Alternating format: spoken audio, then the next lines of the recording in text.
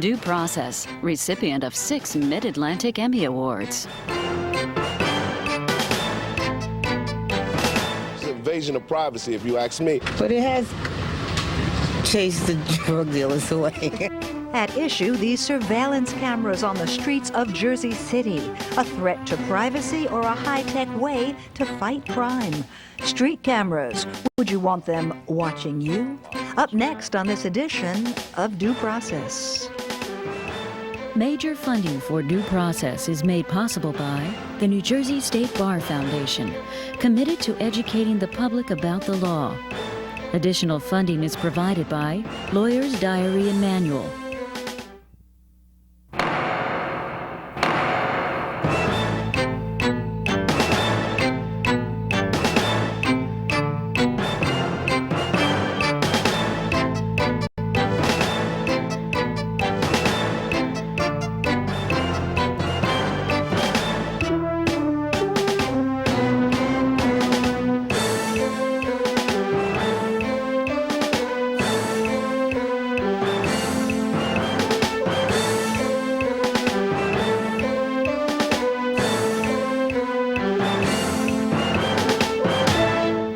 Where does privacy end and security begin? Just how watched are we willing to be? I'm Raymond Brown, and in one neighborhood in Jersey City, you don't have to imagine. It's already here. On the docket for this edition of Due Process, street camera surveillance. Does it really make us safer, and at what cost? We'll hear arguments from both sides, but first, here's Sandy King, who brought our cameras to the streets of Jersey City. Raymond, the cameras have been up now for nearly 2 years through a change in administration and a change of heart on the part of the current mayor. But $1.5 million later, the controversy surrounding the cameras continues. Critics cite the Fourth Amendment, yet the cameras pass the test the court tends to use. Is it a place where there's a reasonable expectation of privacy? Clearly, on a public street, the answer is no. But that fact hasn't put a stop to complaints that it could feel just a little like Big Brother. Okay, what I'm actually doing is I'm almost like a cop on patrol. I'm looking at the streets and I'm keeping the visible eye open to see what's going on, but I'm using my camera. And what Bob Henniger sees in his control room starts here, on the streets of the Greenville section of Jersey City. I can zoom in on an object over a block away. Zoom in thanks to this, an eye in the sky on select city streets, those plagued by drugs and crime, and these days by controversy. Big Brother, I guess. Yeah. Because what looks at first glance like an ordinary street lamp has given Blockwatch a whole new meaning. I don't like that camera being right here. I feel like we're in jail. They all spying on us. I have a problem with cameras being facing my window. Now, that's a problem. If they're looking at people's houses, that's a big problem. In fact, the computer program that controls the system claims to guarantee that the cameras can't look into windows.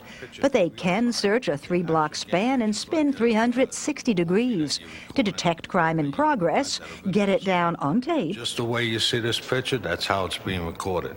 and get a cop to the scene. The camera's not going to actually stop all crime, but it's just giving the people a feeling that they can relax a little more. They don't have to be on guard all the time. They don't have to worry who's walking up behind them. But the cameras have raised worries of their own, both inside Jersey City. Privacy is at stake here. You know, I like to know that I have the freedom to come and go without being watched. And out. These cameras are so frequently placed in what they refer to as high crime areas where most police interdiction takes place, and these are usually poor and minority neighborhoods. Brett Schundler was the mayor 2 years ago when the cameras first went up. When you look at the fact of how those cameras came about in our community, it's almost like you was under a reign of apartheid of some kind, you know, where we know best, you know, kind of like a father knows best syndrome. And his successor campaigned on a no-camera platform. But when Glenn Cunningham won, he inherited the 2-month-old system and agreed to give it a chance despite his reservations. My doubts deal with, I guess it borders on the line of civil liberties, of how much intrusion into people's personal lives that the government should be involved in. But Cunningham now has been won over. He's hoping even to expand the system. My biggest fear always was that they would be misused, and I have to be honest, that has not been the case. But his other fear, that street surveillance would cause crime to move out of the camera's eye, but not out of town, is one that's echoed still in Jersey City. Pushing them off of the avenue, you putting them in the hood in front of houses. These cameras ain't no good. They causing problems all around here. And if they're not near the camera, they're somewhere else. They've moved up the street somewhere else. And the mayor agrees that is still a problem. People know the cameras are there, so they move to another area to sell drugs. Unfortunately, they don't often move far. They move down the street out of the line of sight of the camera. So instead of these permanent installations, he'd like to see a mobile system, cameras that could be moved as the crime moved. But the technology is not there, and neither is the money. So the cameras will stay put for now to continued mixed reviews. It's very important that the people will know that these cameras are only for their safety. Well, y'all never catch nobody doing nothing. People get murdered, y'all don't catch them. So what y'all got the cameras out here for? Cameras are good when there's a crime going on, but they shouldn't be turned on 24 hours to study watching people, you know? But the feelings on both sides may be strongest on this block, where a camera is literally a next-door neighbor to this disgruntled woman. Yeah, I don't like it at my door. They be watching me, watching who coming in here, sit on the porch. I don't like it right here. This is the only camera that's in front of somebody's house. And to this well-satisfied man. Well, I think they help a heck of a lot. I really do. I've been here almost 50-something years, and I never seen it in the condition as it is now. So I think they're very good help, to be very honest with you. Matter of fact, I know they are. Is that the kind of community endorsement that's made Mayor Cunningham move from camera critic to camera backer? In fact, he's still hoping to expand the cameras into a range of city neighborhoods, including Journal Square. And that should quiet at least one complaint, that those Jersey City cameras are trained only on poor and black people. And when we come back, the pros and cons of street surveillance cameras, and not just in Jersey City. They are increasingly a fact of life, and they're not going away, so stay with us.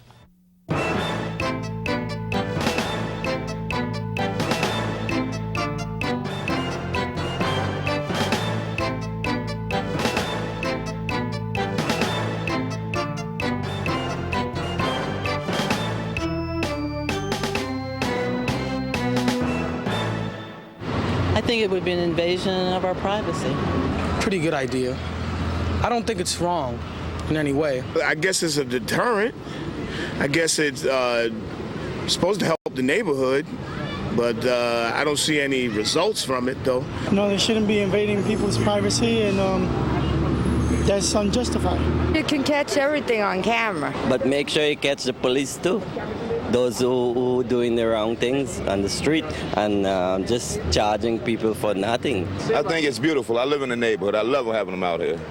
The idea of being under surveillance is not very nice, but it might help out. But do street cameras really help, or do they encroach on our basic right to privacy? For some very different answers, we turn to privacy advocate Grayson Barber, a member of the National ACLU Board and chair of the Individual Rights Section of the New Jersey State Bar, to East Orange Police Sergeant Troy Boone, whose department is about to install 16 street cameras, and in Newark, to Professor Marcus Felsen of the Rutgers School of Criminal Justice, among his areas of specialty, the prevention of crime. Welcome to you all. Grayson, I think I ought to start with you. In light of Mayor Cunningham's conversion and making him really one of the last public officials to be openly critical, and in light of perhaps the increasing use of these cameras, what's the argument against them? Well, there are several arguments against them. In the United States, what we want is to be safe and free. And I think we definitely want to support law enforcement, and we're certainly in favor of measures that bring extra security. Now, there are, with respect to surveillance cameras, 3 constitutional defects. But before I even get to those constitutional defects, I think we have to talk in practical terms about whether the cameras actually make us safer. You know, with the war on terrorism, we often say that we have to be willing to sacrifice some of our constitutional freedoms in order to secure a measure of safety. But I think before we even get to that question of sacrificing the constitutional freedoms, and before we even get to the Fair enough. You want constitutional to analysis. skip for a moment the constitutional arguments, and you want to say they don't work. What's the biggest argument to suggest they don't work? Well, let's imagine you're in a potentially dangerous place at night alone. There's a camera. How safe should you feel? In order to feel safer, you have to make a number of assumptions. First, you have to assume that the camera is operating, that it's working, that it hasn't become a bird's nest, and it hasn't been damaged by vandals, and it hasn't just worn out over use and Let me time. see. I think I capture the essence of what you're saying is that the cameras create an illusion of safety unless a whole lot of criteria are satisfied. First, Sergeant, is this an illusion that you're advocating? I think it's an illusion. Basically, the cameras themselves will be monitored 24 hours a day. Under our current policy, which is still being finalized, we will have a supervisor monitoring the cameras 24 hours a day. The rank of lieutenant, as we're looking at it right now. There'll be no recording. So you're saying East Orange is safer. Is there any real strong evidence from places where cameras have been used that show a reduction in crime? Yes, overall, a general study of the cities that currently use the cameras have a 20% decrease in crime. Now let me ask you this yes, question. I back that. Oh, go ahead, Professor, go ahead. Yes, there's a fair amount of research now on cameras that indicate in various settings a reduction of crime. I would take a little bit of an intermediate position because it's only one part of a crime prevention strategy. Often there are other options. But there are settings where it clearly, there are also some settings where it might not work. So you're saying sometimes it works, sometimes not. Tell us some places where you think it doesn't work. Well, we know it works pretty well in car parking areas, in other words, parking structures, and it even spills over in reducing crime in nearby car parking structures. On the street, it seems to, there's various evidence from Britain and elsewhere. What about residential neighborhoods like the Jersey City report we got, which shows a fairly widespread use in what's called the Greenville section, but it's largely residential? Well, what you're probably going to find is that some it will work and some not. But the thing is, it's the public has an interesting kind of a response because a lot of offenders are not certain whether it is in fact being watched or not, and so it can affect their behavior even, and they don't even know if there are fake cameras. Sometimes fake cameras work. All right, but let me ask a question to Sergeant Boone, and you may want to comment on this as well. In the absence of having a camera on every corner or a camera covering every square inch of a city, why are you not simply shifting criminal activity from the place where there's a camera, which may be an intimidating presence, 3 blocks away to a neighborhood where there's not a camera? For example, can I answer East Orange. Oh, I'm sorry. Oh, listen, you and Sergeant Boone, and I assume Grayson will comment, but the question I want to ask is, take a place like East Orange, where I know 16 cameras won't cover the whole city. Aren't you shifting crime from one neighborhood to another, assuming that your camera's a deterrence? You're right. That can happen, which will happen with or without cameras. If you have police presence in those areas, the crime will shift. So the camera by itself is as likely to shift it as it is to prevent it? It can. Okay. Professor, I take a stronger, yes, I do. I would take a much stronger argument for not for cameras as the exclusive means of crime prevention. Increasingly, we have research on displacement. That's the term, the professional term that criminologists use is displacement. In other words, if I prevent crime in your backyard, then it just moves to mine. That kind of thing. And we find increasingly that a substantial amount of crime prevented in one place does not displace elsewhere. And often we find that none of it displaces elsewhere. And even better than that, we find a diffusion of benefits. That is, crime prevented on one block leads to a reduction of crime on another block that doesn't even have a crime prevention measure. But I mean, there's not evidence that drug dealing, for example, which is the crime we most talk about, just totally disappears. It's got to shift or It does not reorient disappear. A couple of things will happen. First of all, it may lose its best spot and move to its second best, and then move from the second best to the third best. So business goes down. That sounds like a shift, but let me just stop That, it for one. no, that's a reduction. If you have 100 crimes and then you end up with 50 and then you end up with 30, yes, that's a displacement, but that's a fairly benign displacement. Well, we're going to come back to that for a moment, but we wouldn't be living up to our commitment to due process if we didn't come back to Grayson and ask her to give us a succinct statement of the most profound constitutional objection, because there are both theoretical and practical objections you have. Well, yeah, I think that there are 3 constitutional objections to the surveillance cameras, and I think the first and foremost is the Fourth Amendment test that was mentioned at the in the introductory remarks. You know, when the framers of the Constitution created our form of government in the United States, they created a balance of powers and put an obstacle between law enforcement and criminal evidence to be obtained. That obstacle is the judiciary branch, in which law enforcement officers have to get a search warrant before conducting a search, conducting surveillance, wiretapping, or seizing evidence. Well, but police officers who observe a crime, for example, can use that as reasonable cause for an arrest. So, I mean, there are a number of ways in which that cause is gathered. Why aren't cameras an acceptable way to gather cause for further police action? Because the big difference between cameras and a police officer is that a police officer will have individualized suspicion of a crime, and that satisfies the constitutional requirement of then detaining somebody or conducting a further search. What cameras do is they treat everybody as a potential criminal, and there is no individualized suspicion. There is no probable cause to believe that a particular crime has occurred or is about to occur, and doesn't identify specifically the person, place, or thing to be seized. Let me bring Sergeant Boone. All right, let me bring Sergeant Boone back, and then you, Professor. Sergeant, it seems to me that if we look at the packages that we've seen today, the reports from Jersey City, and the interviews we did, we don't claim it's a scientific survey, but a fair number of people who obviously are exposed to crime and concerned about it are also concerned about the intrusive aspects, which Grayson is giving us in a constitutional package. Do people who talk to you about this or become aware of the cameras coming in your town say, we have some trepidation, some concern, because we haven't had an easy relationship always with the police who we want to protect us? So what are their doubts? What are they saying to you that raises a question, at least about the need for balance? Basically, they do feel it's an invasion of privacy. But the question is, are you invading their privacy in a public area? Under Katz versus United States, which gives protection for reasonable surveillance. Yes, the sergeant is correct. That's right. Well, I'd like to speak to that, if I may. Go ahead. You know, there is a widespread belief that you have no expectation of privacy in a public place, but that's not true. If you're in a public place walking down the sidewalk, and I walk up to you and say, who are you? What's your name? You have every right to say, none of your business.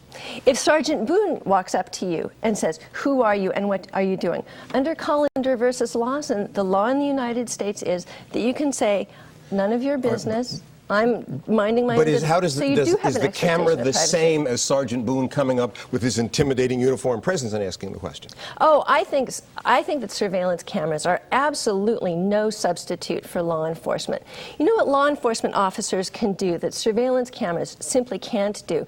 Is they bring a measure of prevention to the scene that surveillance cameras simply cannot do. Surveillance cameras may have this kind of watchdog notice that where it's not so much the bite of the dog as the bark of the sign that may keep predators or bad actors off of your property. And cameras may serve that function, sort of like a Wizard of Oz, pay no attention to the man behind the curtain. But surveillance cameras are no substitute for law enforcement. Professor Felsen, I know you wanted to come in. Go ahead. Yes, I do. If you look over my shoulder, well, I'll do it. I just did it myself. You will see Military Park in Newark. Excuse me, I lost my earplug here. Military Park in Newark, I'm watching it live, and I can see the street. And you, on your screens, can see it as well. You can see, you are now watching through a surveillance camera, whether you choose to or not.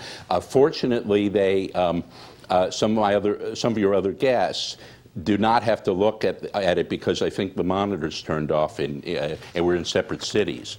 But my point is that you are now looking at a park, at a public park, and you are seeing people walk by.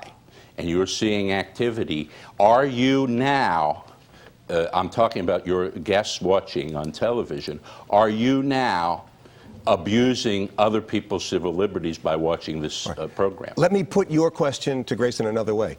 Given the strength of your belief in these constitutional arguments, why are you not in court in Jersey City, for example, litigating the question and raising the issue before the state and, if necessary, the United States Supreme Court? Because it sounds as though if you're confident that this invasion is pervasive and unconstitutional, that's where you'd be. Well, I'm not sure I have a complete quarrel with surveillance cameras, because in some instances I think that there are great success stories. For example, cameras... But let me come back to, because you started at the beginning with three constitutional defects, and we take the Constitution very seriously here at Due Process, and you've expressed, I think, a fair amount of confidence that under Colliner and other cases there is at least a strong argument that there is a continuing violation in some areas. So the question is, since we know you're not reluctant and shouldn't be reluctant to go to court when you find a constitutional infirmity, why are you not in the process of litigation? Well, there's other Supreme Court precedent showing that surveillance by the FBI may or may not bring a justiciable case. So we have Tatum versus Laird versus Tatum, that showed that FBI surveillance of political activists didn't necessarily create a cause of action. But here's what I know I'm interrupting you, but it's because our time is relatively short, and before we get to the nuance of the cases that you talk about, the question is, if you really believe that there are some legitimate uses but also continuing constitutional violations, why are you not, as you should be and have often been in the past, in court litigating those questions? We need a justiciable controversy, and we don't have one right now. We need a set of facts to litigate. But you're confident that something's coming? Well, I am confident that we have some issues to worry about of a constitutional dimension. Heavily surveyed societies are not necessarily safer. Okay. Let me bring up another issue that I want to touch on before we leave, and I want all three of you to have a chance to comment on. Is it likely that since 9/11, the public's embrace or even its tolerance of something that might have been regarded as truly intrusive in the past has changed or is changing? Sergeant Boone, let me start with you, and then I'd like to make sure each of you address that issue. I think so, because when crime becomes personal, that's when people change their views. Just as if you have crime in your family, you want to know that those cameras record it. But has the specter of what's called terrorism changed people's views about cameras as intrusive because they're willing to tolerate greater intrusiveness in light of what is argued as a greater danger? Right. Well, we have to change our level of security. That's why I think they will be widely accepted. Professor, do you think that the body politic is shifting in terms of its perception of danger and its willingness to tolerate now things that before 9/11 it might not? I guess it has, but we have a whole field of what we call situational prevention, where most of our methods are not controversial, involve non-intrusive surveillance. The ACLU would not object to, and actually reduce the number of arrests. And so when we use these methods, of which sometimes cameras are part, we find that we can do a whole lot of good and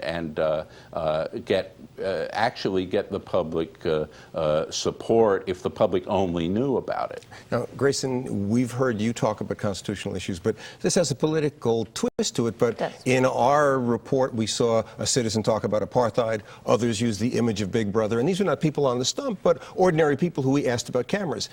Has that kind of politically based objection or fear of government overreaching changed at all in your perception and the people you talk to since 9/11 and the discourse about terrorism of the last 2 years? Oh, I think the environment definitely has changed since 9/11, and I think that our desire to have good, effective law enforcement is more intense than ever before. So the question is really whether the cameras serve that purpose, and I think we need to bring some critical analysis to the question of whether cameras serve that purpose. The thing that I want to really object to is the notion of doing any kind of this surveillance in secret and just saying, well, trust us. That's the way you talk to children, and that's not appropriate. Let me see if I can get a yes or no answer from each of you. I've not been to London recently, but they tell me almost every street corner. Is it likely, let me start with you, Sergeant Boone, since you're putting them in, that we will see in the near future in New Jersey towns where there's a camera on every street corner? Yes, it could be. Professor Felsen, your take? Maybe, but I guess my feeling is it's not necessary on every street corner. There are multiple methods of situational prevention, and if we have procedures... I got to cut you off because I got to ask Grayson the question, will we see you in court, or are there going to be more cameras and no legal challenge? I think we're going to challenge it. I'm not sure that court is the right place to do that. Okay. I'm glad you're all here. That's it for this edition of Due Process, but we'll be back next week with another issue of law and justice. Till then, for Sandy King and all of us here at Due Process, I'm Raymond Brown. Thanks for watching.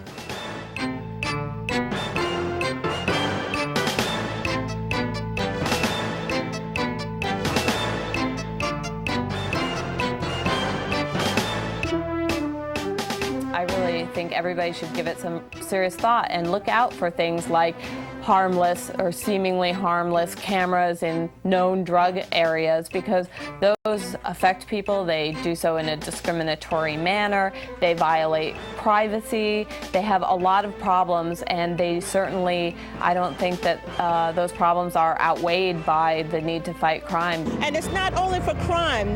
The operators of these cameras, if they see a fire, an accident, they have telephones there. It's an invasion of privacy as you're walking the street. True. But these rumors that I keep hearing about the cameras being directed into somebody's bedroom or into somebody's house, that's just realistic paranoia that people are going through because it's all so new.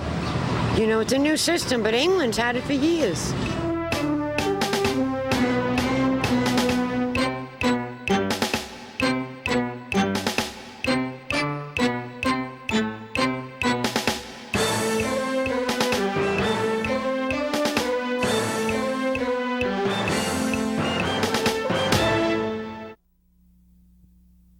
Major funding for Due Process was made possible by the New Jersey State Bar Foundation, committed to educating the public about the law. Additional funding was provided by Lawyer's Diary and Manual,